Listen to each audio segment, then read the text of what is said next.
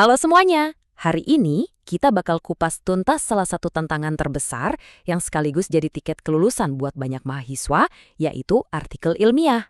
Siap buat memecahkan kodenya? Yuk kita mulai! Nah, kalau kamu mahasiswa tingkat akhir, pasti udah nggak asing lagi kan sama yang satu ini? Betul banget, nulis artikel ilmiah sekarang tuh jadi salah satu syarat wajib kelulusan. Anggap aja ini misi terakhir sebelum kamu resmi menyandang gelar sarjana. Dan seringnya misi ini tuh rasanya kayak disuruh mendaki gunung tapi nggak dikasih peta. Banyak banget aturannya, formatnya, istilah-istilahnya yang bikin kita, aduh mulai dari mana ya? Tenang, perasaan kayak gitu tuh normal banget kok.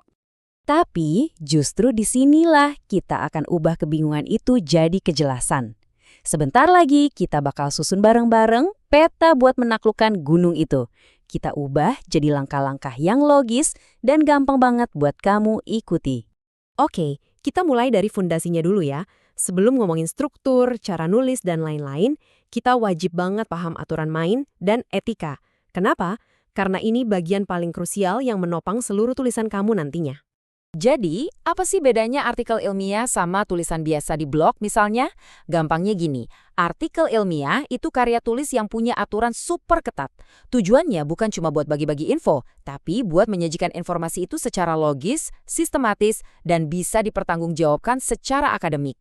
Nah, di antara seabrek aturan itu, ada satu nih yang harganya mati. Satu aturan yang kalau sampai kamu langgar, semua kerja kerasmu bisa sia-sia. Apa itu? Pertanyaan ini bakal langsung membawa kita ke jantungnya etika akademik. Jawabannya, plagiarisme. Penting banget buat diingat ya, ini bukan cuma soal copy-paste. Kamu ngambil ide orang lain atau cuma mengubah sedikit kalimat mereka, istilahnya parafrase, tapi nggak nyantumin sumbernya, itu juga udah termasuk plagiarisme. Mau sengaja atau nggak sengaja, dampaknya tetap serius. Dan ini sanksinya nggak main-main loh. Ini bukan lagi soal dapat nilai jelek, tapi bisa sampai pencabutan ijazah, bahkan setelah kamu lulus. Poin utamanya adalah integritas. Jadi, tolong selalu kasih kredit ke sumber yang kamu pakai. Oke, setelah kita paham aturan paling fundamental, sekarang waktunya kita bedah anatominya. Anggap aja kita lagi ngeliat blueprint atau cetak biru sebuah bangunan sebelum kita mulai pasang bata pertamanya. Setiap artikel ilmiah yang kokoh itu pasti dibangun di atas 8 komponen ini. Mulai dari judul yang harus menarik, abstrak yang jadi rangkuman super singkat, pendahuluan yang jadi panggung utamanya, sampai daftar pustaka yang jadi bukti riset kamu. Masing-masing punya peran yang vital.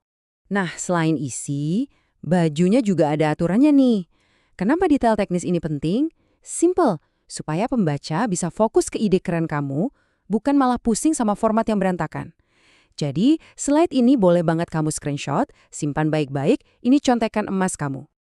Oke, cetak birunya udah ada. Sekarang gimana cara membangunnya? Yuk, kita lihat peta proses pengerjaannya langkah demi langkah dari titik nol sampai garis finish.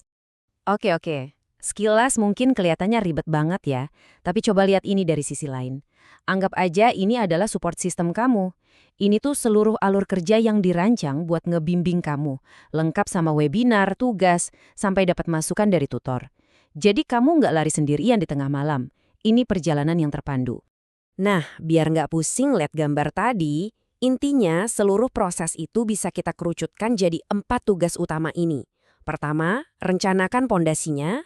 Kedua, kuasai teknik mengutip. Ketiga, tuangin semua idemu dalam bentuk draft. Dan yang terakhir, poles tulisanmu sampai kinclong lewat revisi. Jauh lebih gampang dikelola kan? Kita udah deket banget nih sama garis finish. Setelah semua kerja keras itu, gimana sih karya kamu bakal dinilai? Apa sebenarnya yang dicari sama dosen penilai?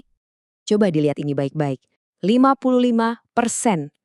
Lebih dari setengah nilai kamu itu datangnya dari isi. Ini artinya originalitas ide kamu, kedalaman analisis kamu, sisanya baru soal teknis, etika, dan bahasa. Jadi kuncinya ada di sini. Ide yang kuat dan analisis yang tajam. Itulah jantung dari artikel kamu. Tapi, sebrilian apapun ide kamu, ada satu hal yang bisa bikin semuanya jadi 0 besar.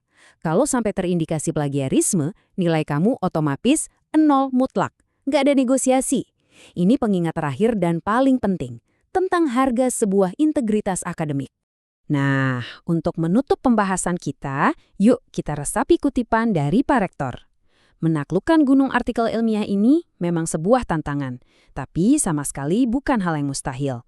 Dengan kesungguhan, komitmen, dan panduan yang benar, kamu pasti bisa sampai ke puncak. Semangat ya dan semoga sukses!